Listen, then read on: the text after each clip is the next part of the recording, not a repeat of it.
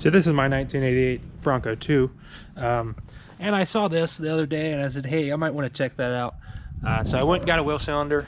Good news, it's not a wheel cylinder, so I get my $20 back.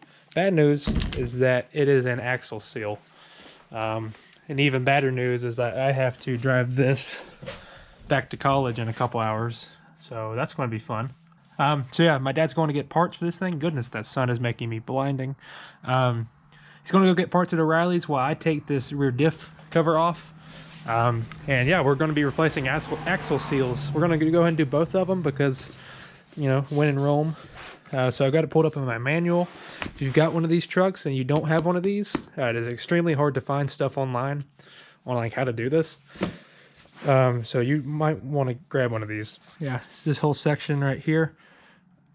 Nope, no it's not. Here we go. Okay, so yeah, we're just gonna be following along with this. I've jacked up the vehicle and all the obvious stuff. Now it's time to pull this rear diff cover, which is going to be smelly. Just real quick, this is what I was looking for. So I thought it was a wheel cylinder, but this thing is completely dry. You see everything else is wet. If you look in there, you'll see I think that seal is the culprit, and you can't smell it, but it doesn't smell like brake fluid. It smells 100% like rear differential fluid. I've never done this before, and I'm fixing to try to do one in under 6 hours because I don't just have to drive back to college. I've got an absurd amount of homework I have to do tonight. But I kind of need my truck too, so rear diff cover has been leaking for centuries. That's not the worst thing. So it's not the worst thing in the world to be having to do this. I just kind of wished I saw it earlier. Here's the tag that came off the differential. If any one of you people can decipher this, have at it, because I thought it was just going to tell me like, hey, this is what you got. I don't think it's that simple. Okay, that cracked loose a whole lot easier than I thought it might. So.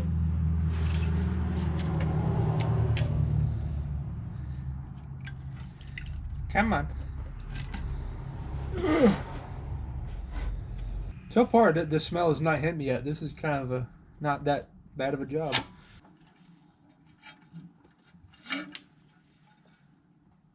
Ooh, that's black. I don't really know what to look for, but I'm not seeing anything too obvious.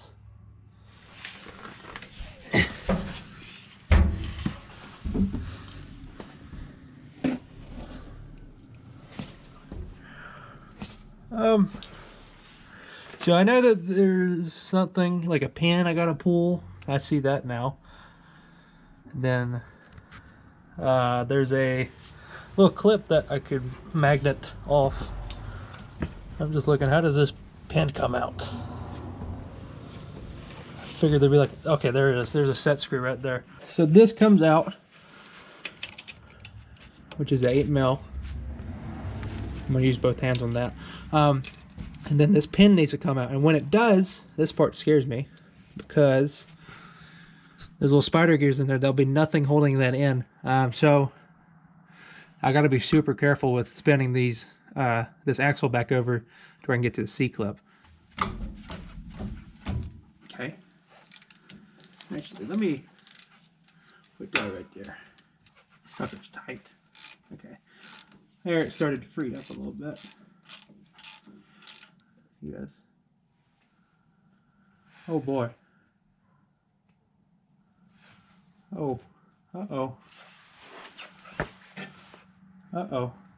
Gotta be kidding me. Or is it just that short? I don't know.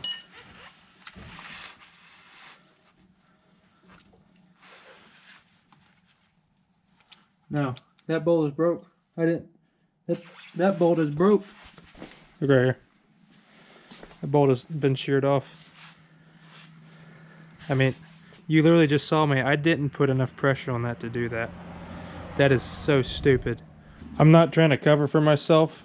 I've done stupid stuff before, but I really don't think I did that. I broke that thing loose like I've broke millions of bolts loose before. I had a 1/4 inch ratchet on that sucker. There's no way I broke that. Maybe I did. I really don't think I did though. That sucks because I actually just can't drive this vehicle now. Not because that bolt's broken, because that's leaking and it's saturating my brakes. You guys aren't going to believe this. I'm literally just getting a scribe, putting it in here, and it's spinning. I don't know if it's backing out of the threads, but it is moving. I did a little bit of research. Apparently this is a common issue. These things I've read can just break on their own, especially in little pickups. This isn't a pickup, but I consider this a mini truck. Usually they're just fully loaded down, and it causes a lot of stress on these things. My dad just showed up. I'm gonna tell him this fiasco. I would have never thought that would have been, I don't know. I would have never thought that this would have moved, but it is.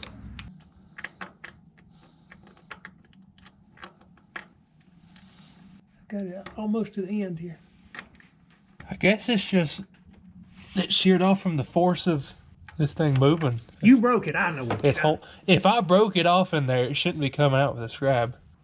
Come on, you just got to go about one more round. That crazy thing looked like it just went in when I done that. You may be at the end of the threads. It is, because it's sitting there spinning. Okay. We'll get it out. There it is. You want the honors? Nope. Why? Because you said I broke it. So I'll let you get it out. I ain't going to do it then. Well, I'll take it out. There. Now we can reuse it. We'll just slide that back in. Yeah. There. That's another reason I don't think I broke it. I don't think you did. If I broke it, you shouldn't have been able to get it out with the scrap. No, I don't think so either. That's just happened over the last 40 years of this thing being on the road. Well, when I looked at this right here and I didn't see it, the threads come down to nothing, I thought, that's still got threads on it. Because see how this eventually goes around and there ain't no thread? Yeah. That's what made me think it was some still there. You got a big magnet or something, pull that pin out. I'm going to face it downhill. That's right. You can reach in there and get it, I think. Okay.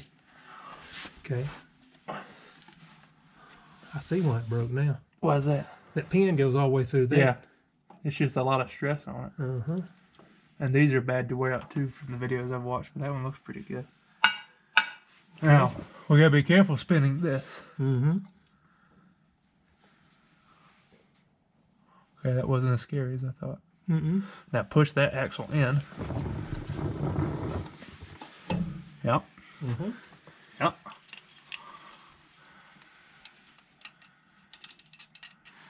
Okay. I need some pliers or something. There. There's that pin. Or C-clip. All right. You ready to pull action? I don't see why not. That's a beefy axle.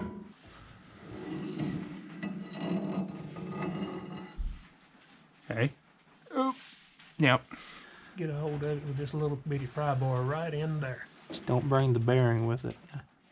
I ain't got no money to replace that.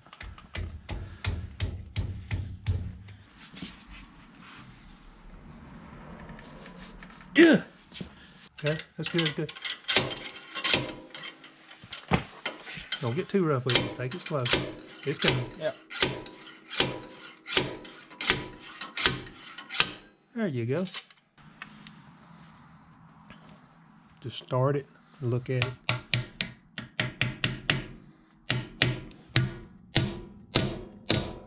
Yep. Okay. I'm assuming you got some splines that line up at some point. Somewhere or another. Well, if I got to pick up on it. There went the blade. Yep. Okay. Seal that here. Now pull back on it. Yep. That's out.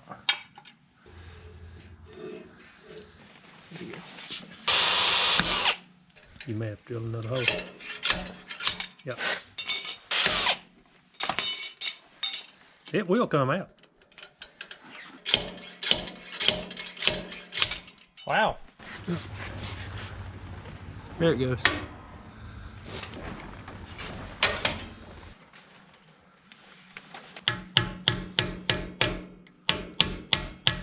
Say, ah.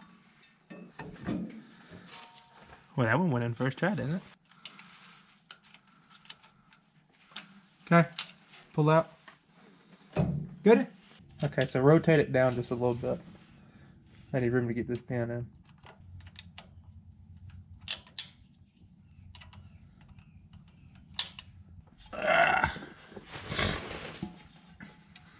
So it's actually been about a week later from when I said, I think I said something like, now I just need to go get a new pin, which is the pin that was broke, you guys remember, that holds the main pin in the middle. So that was broke, and see, Advance said they had one online. It said that they had one in store when I got there, but they couldn't find it. So I was there for about, I want to say 30 minutes looking around, and of course it's Advance. If you work there, I'm sorry, but there's a reason that they just closed down, like, I don't know, like 700 of y'all's stores. It's because there's always an issue. This is not the first time I've went over there and they've had an issue with that. Basically saying that, yeah, it says we have it, but we can't find it. Well, it's not just Advance at this point. Every auto parts store has an issue. I used to like O'Reilly's pretty good. You know, they sponsor all these big YouTubers, but dude, I don't know if it's just my local store. You know what I mean about car parts stores. You guys shop at them. You guys shop at them too. I'm not expecting them to be experts on every single vehicle. That's not, you know, that's not reasonable. Also, it's a teenager working there for a job, you know, that he doesn't care about. So it kind of makes sense that he doesn't know anything. But I at least want them to act like they know what a car is, and what, at least that, you know, that they've at least driven one. I swear sometimes it doesn't even seem like that. Anyways, that goes back to the point. AutoZone says they had one. Actually, it says they had two of them. They couldn't find one. That means that I didn't get to drive this back to college this week, or last week.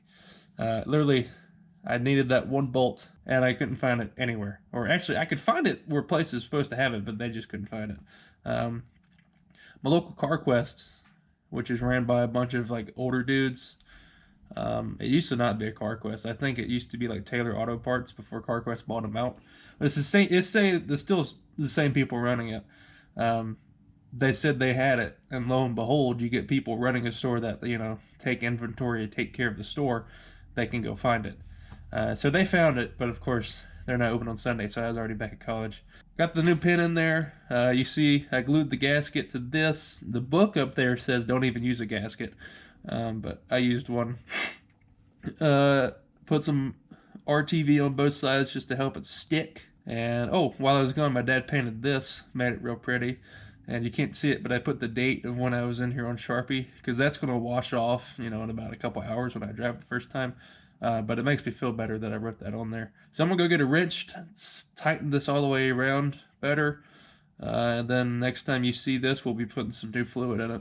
If you're planning on doing this job, go ahead and order one of these. This is the pin, or the package for the pin. It's a Dorman 81048. Also, if you just saw, I chose the most high quality of differential fluid. It's from Walmart, and it's $5 a gallon. Actually, no, a quart. And I don't know. A lot of people hate the this is leaking. A lot of people hate the SuperTech stuff, but the oil is made by Valvoline. I'm just going to imagine this is also made by a big company, and I'm not worried about it. Went ahead and wiped all the excess off, or the oil I was seeing off. Went ahead and went to a church parking lot, went and adjusted my brakes. What you do there is it's not just backing up like I thought. You got to back up and brake. Did that a couple times. You see they're starting to wear in a little bit now. Brakes are definitely better. They weren't that good the first time. And this is still, you know, that's still doing that. That's concerning, to be honest. I don't like that. If you have any recommendations on that, let me know, please. You look up people, we've measured how much slop this is in. Everybody says that's normal. I know this is a floater axle. The only thing holding that in is a C-clip in there. And I looked while I was in there. The C-clip can't get out, even with doing this. It's just that got that much play in it. I can't imagine that's great for the wear on your tires, but it may not move that much going down the road. I don't know. Again, just let me know. But anyways, You can see in there, sucker's dry. So that is how you change your axle seals on a 88 through, I don't know, like 92 Ranger. Is that the first generation? No, I think it's 84 through 92. And in 88, this is 88. So it's 84 through 92, maybe. Bronco 2 and Ford Ranger. Not that hard.